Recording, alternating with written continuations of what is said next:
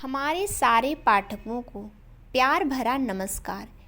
जिद एक छोटी सी बात पर गुस्सा होकर चली आई। पति और सास से इतनी दूर अपने गांव, कसूर बड़ा कहाँ था उसका। एक बेटे ने अपनी बूढ़ी माँ की परवाह तो की थी। सोचते हुए रिया की आंखों से आंसू बहने लगे। पूरे 2 महीने हो गए मायके में आते ही लॉकडाउन लग गया। चाह कर भी 500 किलोमीटर की यात्रा मुश्किल थी। अपने घर की बाहर बरामदे से उतरती सीढ़ियों पर गुमसुम बैठी रिया को आज उस दिन पर कोफ्त हो रहा था जब बेवजह ही घर छोड़ निकल आई थी। आंखों में आंसू के पर्दे पर चलचित्र की तरह वो घटना चलने लगी। माँ, मैंने खाना बना दिया है, आप खा लेना और सो जाना। आज मैं और रवि फिल्म देखने जा रहे हैं। रवि आते होंगे, बस मैं तैयार हो जाऊं, कहते हुए बिना ये सुने चली गई अपने कमरे में कि सास कमला जी ढंग से बोल भी नहीं पा रही थी। बहुत धीमी आवाज़ में बोली, बहू मुझे बुखार सा लग रहा है। रवि आया तो वो एकदम तैयार खड़ी थी। रवि, जल्दी से चेंज कर लो, और मैंने माँ का खाना बना दिया, उन्हें बता भी दिया है, कहते हुए सोफे पर बैठ गई। रवि ने जाकर माँ के कमरे में झाँका। माँ बिस्तर पर निढाल सी आँख मूंदी पड़ी थी। माँ माँ 2-3 बार आवाज़ लगाया, लेकिन उन्होंने कोई उत्तर नहीं दिया। जाकर देखा तो माँ तेज बुखार में तप रही थी।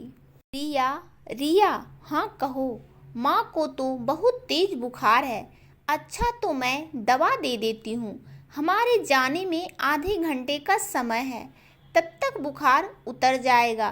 क्या कह रही हो तुम? हम कहीं नहीं जा रहे हैं, समझी? और जाओ बुखार की दवा और ठंडे पानी का बाउल लाओ, कहते हुए रवि के आँखों से जैसे अंगार बरस रहे थे। रिया पैर पटकती गई, दवा और पानी देकर चली गई। अपने कमरे में जाकर सारा श्रृंगार उतार सो गई बिस्तर पर। कमरे का लाइट बंद कर उस कमरे को कोप भवन बना दिया। माँ का बुखार उतरा नहीं उतरा, किसी ने खाना खाया या नहीं, उसको कोई परवाह नहीं थी। रवि ने माँ को दवा दिया, जाकर खुद उनके लिए खिचड़ी तैयार की। खिचड़ी बनाते समय रो पड़ा वो। अभी 6 महीने पहले पापा इस दुनिया को छोड़ विदा हो गए। उनके जाने के साथ जैसे माँ का आधा हिस्सा चला गया। सच ही कहते हैं, सब पति पत्नी एक दूसरे के आधे आधे अस्तित्व का हिस्सा होते हैं। माँ जैसे जीना भूल गई। सोच आँखों से आंसुओं का मेला सा उमड़ा, और फिर उसने अपने आप संभाला और जाकर माँ को खिचड़ी खिलाकर उन्हें सुलाया। रिया, उठो, चलो कुछ खा लो, माँ के लिए जो खाना बनाया था, दोनों मिलकर कुछ खा लेते हैं। रिया, रिया, कितनी बार बोला, लेकिन रिया ने कोई उत्तर ना दिया। निराश होकर वो भी चुपचाप सो गया। सुबह उठने पर भी रिया का मूड खराब था। रिया, क्या है ये सब? एक दिन हम बाहर नहीं गए तो क्या तुम ऐसे रिएक्ट करोगे? माँ के लिए नाश्ता तो बनाओ, उन्हें दवा लेनी है। मेरी भी तबीयत ठीक नहीं है। रवि, मुझसे कुछ नहीं होगा, जाओ जाकर माँ के पल्लू से बंध जाओ, मुझसे बात ना करो। सुनकर रवि का पारा चढ़ गया। माँ अभी भी बुखार में तप रही थी और रिया का ये व्यवहार। रिया, माँ बीमार है, कुछ तो शर्म करो। मैं भी तुम्हारी जिंदगी में हूँ, तुम भी याद करो। एक बात कहूँ रवि, तुम जैसे लोगों को तो शादी ही नहीं करनी चाहिए थी। रिया, चुप हो जाओ, मेरी माँ बीमार है। पापा के जाने के बाद उनकी क्या हालत हो गई, क्या तुम्हें जरा भी मोह नहीं? नहीं, कहते हुए कमरे में गई और जाकर अपना सूटकेस लेकर निकली। मैं 1 हफ्ते के लिए अपनी दीदी के पास जा रही हूँ। रवि, खुद जा रही हूँ, खुद आ जाऊँगी, कहते हुए निकल गई, बिना जाने कि रवि क्या कहता है। रवि अवाक सा खड़ा देखता रह गया उसे। एक बार मुड़कर नहीं देखा रिया ने। उसकी वो सूनी आंखें आज तक उन आंखों के अभिशाप को कहाँ भूल पाई वो। 1 हफ्ते का कह कर आई, आज 2 महीने हो गए। सच ही एक अभिशापित जीवन जी रही थी वो अभिशाप जिसे उसने खुद चुना था। समय के साथ अपनी गलती का एहसास हुआ तो दादी से सब कुछ कह दिया। दादी के आंखों से आंसू बह चले। क्या आज तुमने मेरी परवरिश को धूल में मिला दिया। इतनी छोटी बात पर ऐसा गुस्सा, और वो भी तब जब कमला को तुम्हारी सबसे ज़्यादा ज़रूरत थी। छी छी, ये मेरे संस्कार तो नहीं हैं। उस बेचारी ने अभी अपना पति खोया है। एक बेटे के प्यार को उलाहना भरे शब्दों से भेद कर चली आई तुम मेरे पास। कहते हुए मुंह फेर लिया दादी ने। माँ बाप बचपन में ही गुजर गए थे। तब दादाजी और दादी ने ही तो पाला पोसा उसे। जाकर दादी के पैरों पर गिर गई। दादी मुझे माफ़ कर दीजिए, मैं चली जाऊंगी और जाकर ऐसे ही माँ से माफ़ी मांग लूँगी। दादा दादी कुछ तो कहिए ना। आज सारी बातें याद कर रोने लगी रिया।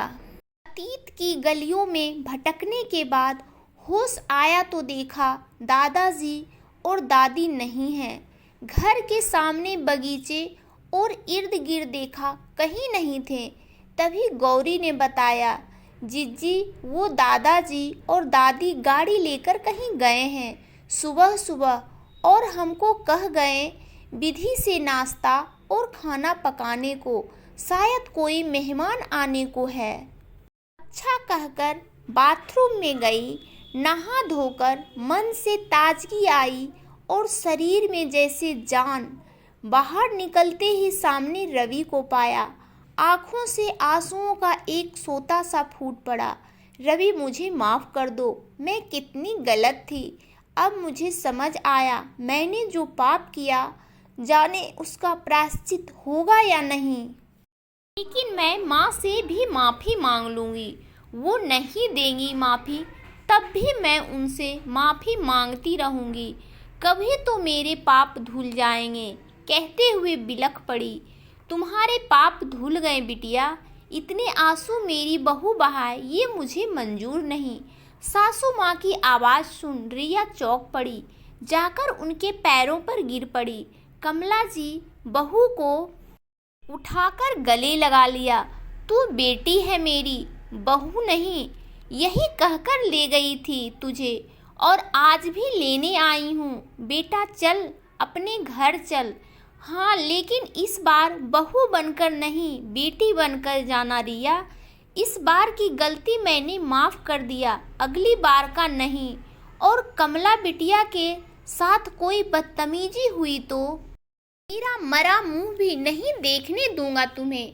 दादाजी बेटी को सख्त हिदायत देते हुए कहा तो रिया ने सर झुका लिया। हाँ, तेरे दादाजी सही कह रहे हैं बेटी। हम चाहते तो तुम्हें वहाँ ले जाकर पहुँचा सकते थे, लेकिन रवि और कमला जी को हमने बुलाया क्योंकि हम तुम्हें एक सीख और नए संस्कार के साथ विदा करना चाहते थे।